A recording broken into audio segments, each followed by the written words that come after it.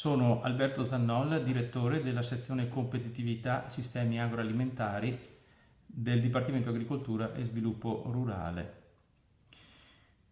La misura 4 intende finanziare gli investimenti strutturali nell'ambito delle aziende agricole, agroindustriali, forestali e della filiera del legno per migliorare la loro competitività sul mercato e la loro sostenibilità ambientale. La misura si sviluppa in 6 diversi interventi.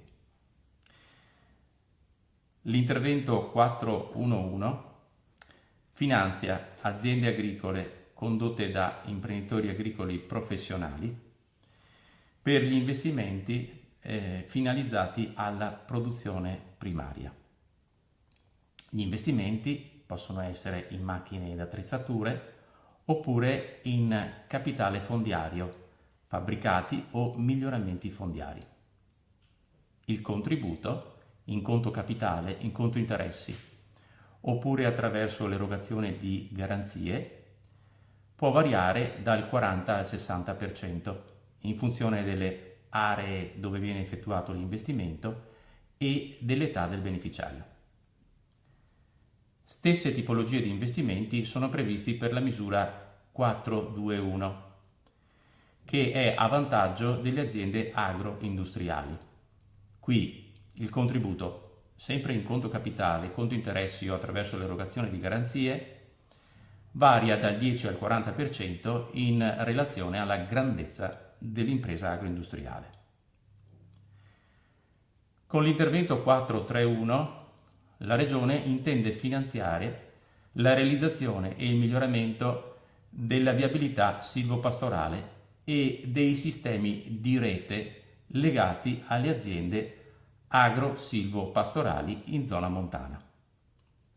Il contributo in questo caso è pari all'80% della spesa ammessa. Gli ultimi 3 interventi riguardano investimenti non produttivi, ovvero investimenti finalizzati al miglioramento dell'impatto ambientale dell'attività agricola dell'azienda. Proprio perché si tratta di investimenti che non hanno effetto sul reddito dell'imprenditore, la percentuale di contributo è pari al 100% sulla spesa ammessa, calcolata in relazione a costi forfettari predefiniti. Citiamo i 3 interventi.